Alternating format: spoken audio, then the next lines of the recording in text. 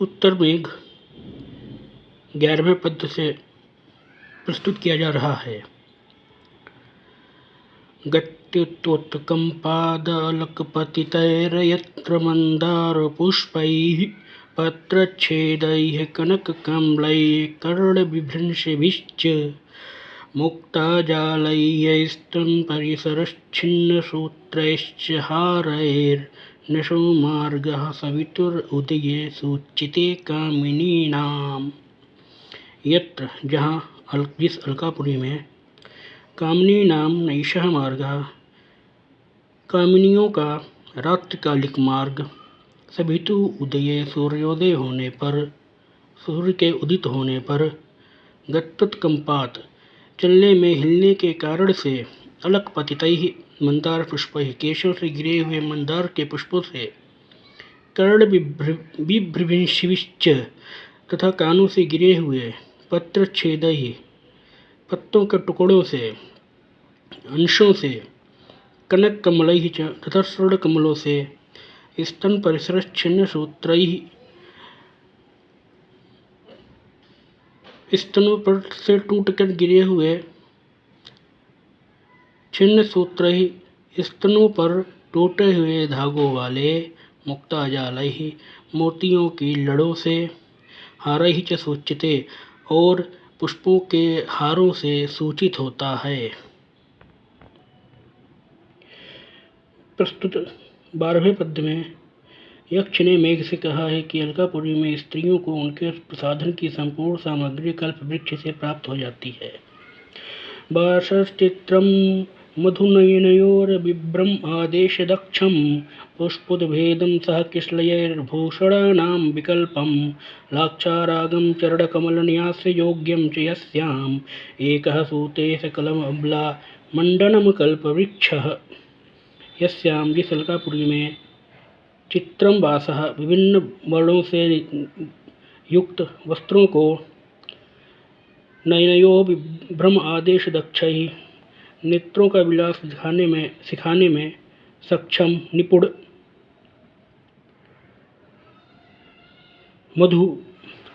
मदिरा को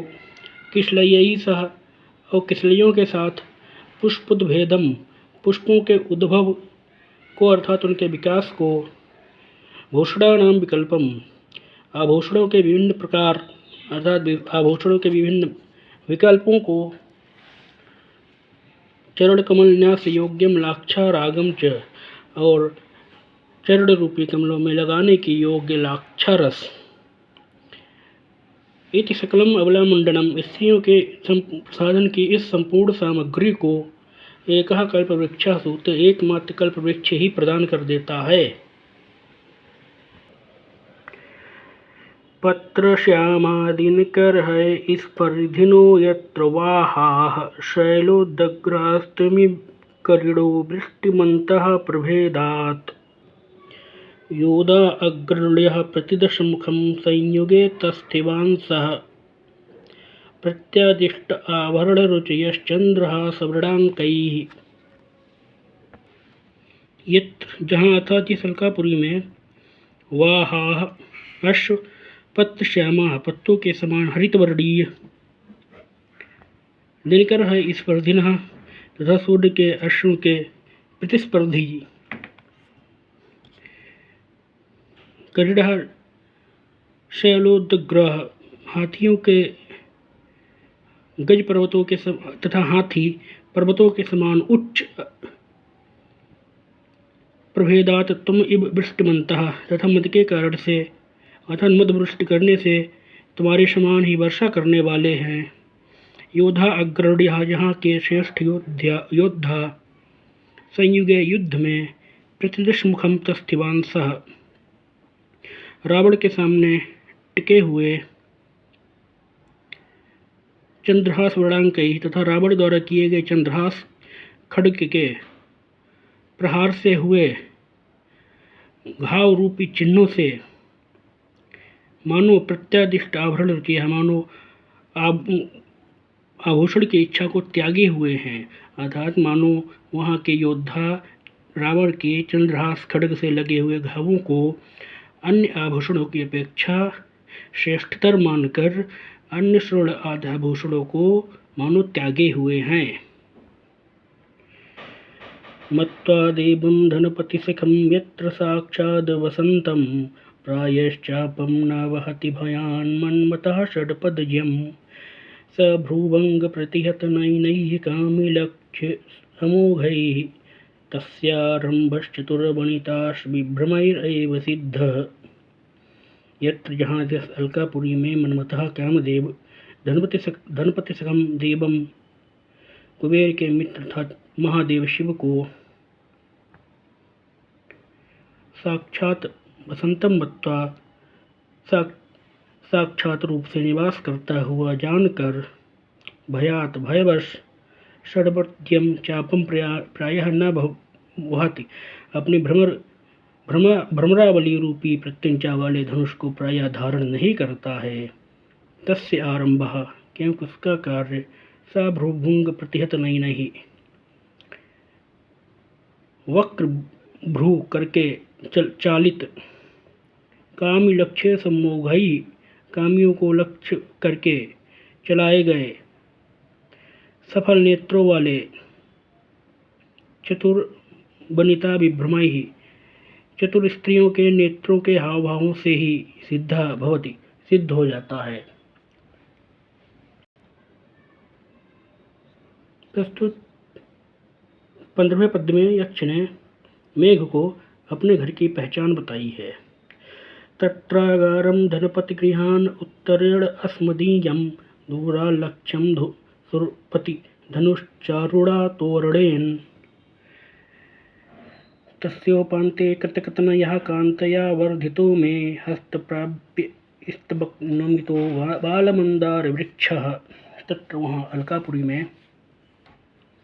धनपति गृहान उत्तरेण धनपति कुबेर के घर से उत्तर दिशा में अस्मदीयम आगारम हमारा घर सुरपति धनुष चारुड़ा तोरणेन इंद्रधनुष के समान सुंदर तोरणेन तोरण से दूरात लक्ष्यम दूर से ही दिखाई देने वाला है। यस्य उपान्ते जिसके निकट मैं कांतया वर्धिता मेरी पत्नी के द्वारा वर्धित कृतज्ञ मानव पुत्र के समान पाला पोषा गया। हस्त प्राप्त स्तबक नमिता हाथ से प्राप्तव्य पुष्पगुच्छों से नत बाल मंदार वृक्ष मंदार का लघु वृक्ष स्थित है। प्रस्तुत 16वें पद में यक्ष ने मेघ से कहा है कि उसके घर में एक बावड़ी भी स्थित है। बापी चास्मिन् मरकतशिलाबद्ध सोपान मार्गा हेमश्छन्ना विकचम्मकलैः स्निग्धवैदूर्यनालैः यस्यास्तो ये कृतवस्तयो मानसं सन्निकृष्टं नाध्यास्यन्ति विपगतशुचयस्तामप्रेक्ष्य हंसाः। अस्मिन् मेरे इस घर में मरकत शिलाबद्ध सोपान मार्गा मरकत की शिलाओं से निर्मित सीढ़ियों रूपी मार्ग वाली स्निग्ध वैदूर्य नालाई वैदूर्य के चिकने कोमल रत्न के समान नालियों वाले हेमई विकिच कमलई स्वर्ण निर्मित विकसित कमलों से छन्ना आच्छादित बापी अस्ति बावड़ी है। यस्याह तो ये जिसके जल में कृतवस्तयः निवास करने वाले विपगत शुचः दुख मुक्त हंसा हंस त्वाम प्रेक्ष्य तुमको देख कर भी सन्निकृष्टम मानसम न अध्यास्यन्ति निकटवर्ती मानसरोवर को भी जाने के इच्छुक नहीं होते निकटवर्ती मानसरोवर जाने को इच्छुक नहीं होते हैं नहीं होंगे। तस्यास्तीरे रचितशिखिरः पेशलैरिन्द्रनीलैः क्रीडाशैलः कनककदली प्रेक्ष्य क्रीडाशैलः कनककदलीवेष्टनप्रेक्षणीयः मद्गेहिन्याः प्रीति सखे चेतसा कातरेण प्रेक्षोपान्तस्फुरितटडितं तां तमेव स्मरामि। तस्याः तीरे उस बावड़ी के किनारे पर पेशलैः इंद्रनीलैः सुंदर नीलमणियों से रचित शिखर निर्मित शिखर वाला कनककदली वेष्टन प्रेक्षणीयः ततः सुनहरे केलों की बाढ़ से कारण से दर्शनीय क्रीड़ाशैला क्रीड़ा पर्वत स्थित है। सखे हे मित्र, उपांत स्फुरित तडितम त्वाम प्रेक्ष्य, किनारों पर चमकती हुई विद्युत वाले तुमको देख करके, मदगेहिन्या प्रिया इति, यह मेरी पत्नी का प्रिय है इस कारण से, कातरेण चेतसा, आकुल चित्त से, तमेव स्मरामि, उसी क्रीड़ा पर्वत का स्मरण कर रहा हूँ। रक्ताशोकश्चलकिसलयः केसरश्च अत्र कान्तः प्रत्यासन्नो कुर्बकवृतेर्माधवीमण्डपस्य, एकः सख्यास्तपसः मया वामपाद अभिलाषी काङ्क्षति अन्यो वदनमदिनां दोहदच्छद्मना अस्याः। अत्र यहाँ इस क्रीड़ा शैल पर कुर्बक वृतेः माधवी मंडपस्य, कुर्बक वृक्ष के से घिरे हुए माधवी मंडपस, माधवी लता के कुंज के प्रत्यासन्न अति समीप, चल किसलया हिलते हुए कोपलों वाला, रक्ताशोकः रक्ताशोक, कांतः केसरश्च और सुंदर बकुल वृक्ष है, केसर वृक्ष है। एकः मया सह तब सख्याः, इनमें से एक वृक्ष, मया सह मेरे साथ, तब सख्या तुम्हारी सखी के, वामपद अभिलाषी, वामपद से प्रहार का अभिलाषी है। अन्य तथा दूसरा अर्थात बकुल वृक्ष, दोहद छद्मना, दोहद के बहाने से, तस्याः वदन मदिराम कांक्षति, उसके मुख की मदिरा को चाहता है। तन्मध्ये च स्फटिक फलका कांचनी वासयष्टिर्मूले बद्धा मणिभिरनिति प्रौढ़वंश प्रकाशैः, तालैः सिञ्जाबलैः सुभगैर्नर्तितः कान्तया मे, या मध्यास्ते दिवस विगमे नीलकंठा सुहृदः। तन्मध्ये च, और उनके मध्य अर्थात रक्ताशोक तथा बकुल के वृक्षों के मध्य में, अनति प्रौढ़वंश प्रकाशैः, नवीन बांस के कांति के समान कांति वाली, मड़ियों से, मूले बद्धा, मूल में बंधी हुई, स्फटिक फलका, स्फटिक मणि के फलक वाली, कांचनी वास यष्टि, निवास करने की स्वर्ण से निर्मित यष्टि है, मैं कांतया, मेरी पत्नी के द्वारा, सिंजाबल सुबगई तालई नर्तितः, झंकार करते हुए कंगनों से मनोहर तालियों से, नर्तितः नचाया गया, वह सुहृद तुम्हारा मित्र नीलकंठा मोर, दिवस विगमे, दिन समाप्त होने पर तथा सायंकाल में, या मध्यास्ते, जिस पर बैठा करता है। प्रस्तुत 20वें पद्य में यक्ष ने मेघ से कहा है कि मेरे द्वारा बताए गए पहचान के चिन्हों की सहायता से तुम अवश्य ही मेरे घन को पहचान जाओगे। एभिः साधो हृदय निहितैर्लक्षणैर्लक्ष्येथा, द्वारोपान्ते लिखितवपुषो शङ्खपद्मौ च दृष्ट्वा,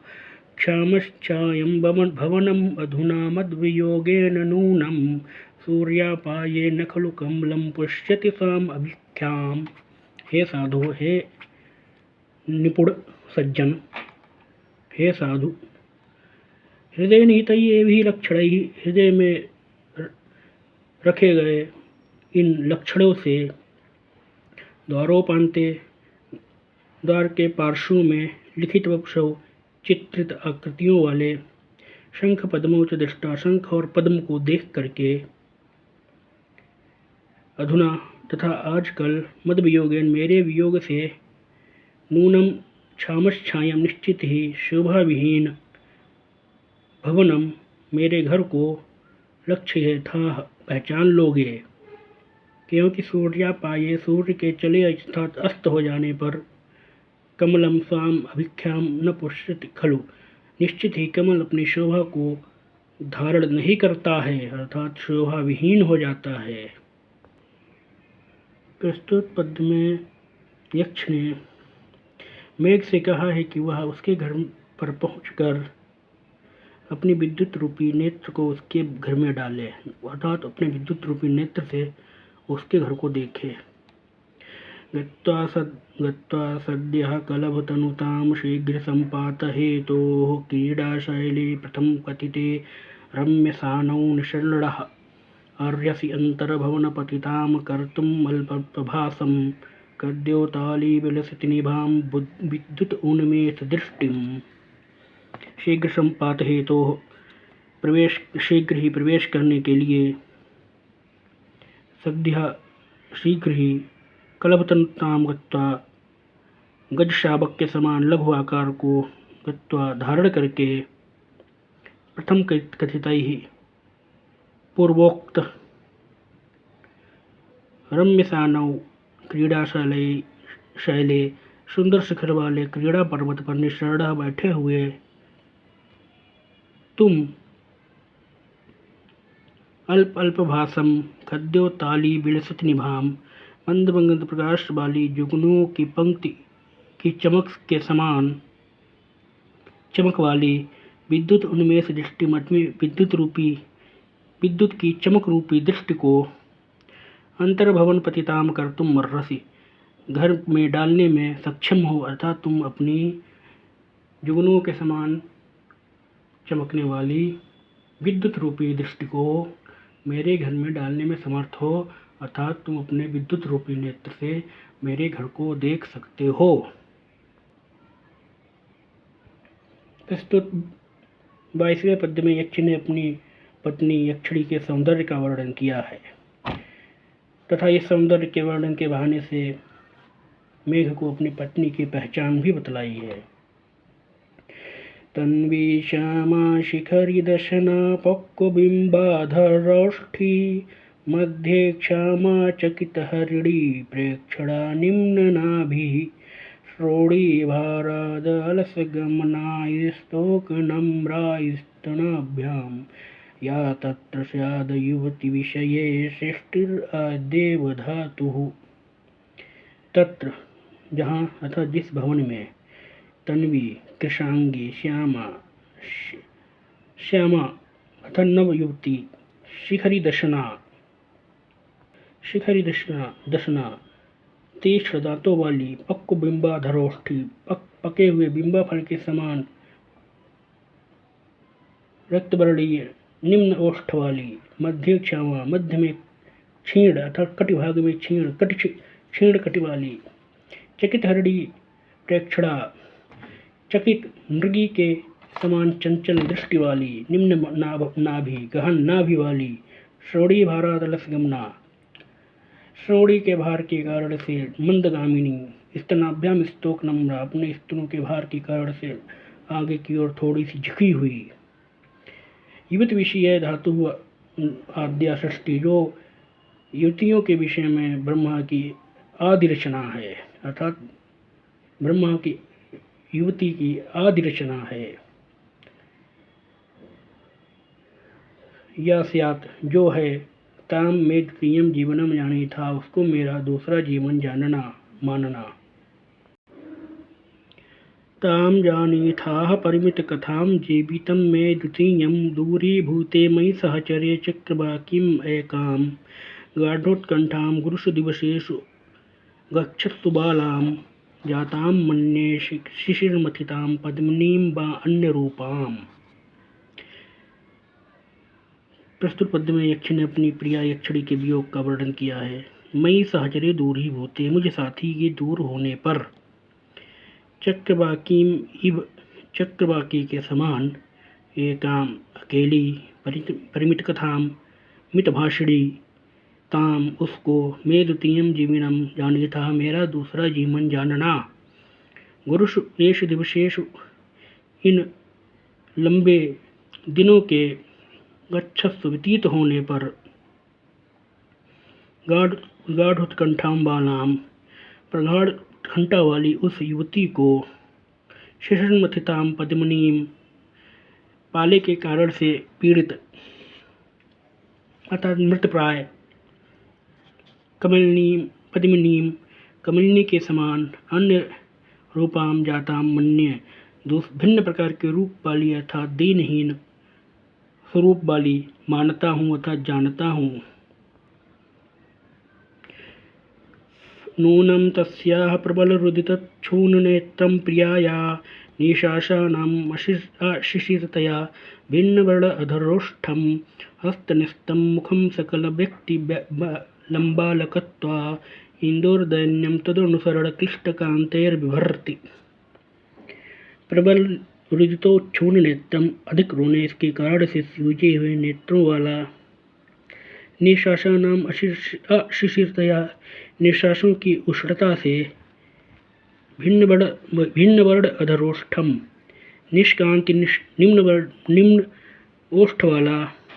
हस्तनिस्तम हाथ पर रखा हुआ, लंबा कलक्त्वात् असकल व्यक्ति लटकते हुए दीर्घ केशों के कारण से असकल व्यक्ति संपूर्णतः नहीं दिखाई देने वाला। तस्याः प्रियायाः मुखम उस प्रिया का मुख, तद अनुसरण क्लिष्ट कांते तुम्हारे आवरण से आच्छादित क्षीण कांति वाले, इंदोह दैन्यम इंदु अर्थात चंद्रमा की विवरता को, कांति विहीनता को विभर्ति धारण कर रहा है। मानो जैसे तुम्हारे प्रभाव से चंद्रमा निष्कांत प्रतीत होता है, वैसे ही केशर से आच्छादित होने के कारण से उस यक्षिणी का मुख भी निष्क्रांति प्रतीत होगा। आलोके ते निपतति पुरा सा बलिव्याकुला वा मत्सादृश्यं विरह तनुवा भावगम्यं लिखन्ति पृच्छन्ति वा मधुरवचनां सारिकां पंजरस्थां कच्चिद् भर्तुः स्मरसरस्के त्वं हि तस्य प्रिय इति। प्रस्तुत पद्य में यक्ष ने मेघ से कहा है कि वह यक्षिणी विरह व्यथा के कारण से घर में पाली गई मैना से वार्तालाप करते हुए अपना समय व्यतीत कर रही होगी। सा बलि व्याकुला वा, मेरी वह प्रिया अथवा यक्षिणी या तो बलि व्याकुला पूजा में संलग्न होगी, अथवा विरह तनु भावगम्यम मत सादृश्यम लिखन्ति बा, अथवा विरह से दुर्बल और कल्पनीय मेरे आकार को चित्रित करती हुई अर्थात मेरा चित्र बनाती हुई, मधुर वचनाम पंजरस्थाम सारिकाम अथवा पिंजड़े में बंद मृदुभाषणी मैना से भर्तु स्मरस चित ही तम, हे सर से क्या तुम कभी स्वामी की याद करती हो, इति पृच्छन्ति ऐसा पूछती हुई, ते आलोके निपतति तुमको दिखाई देगी।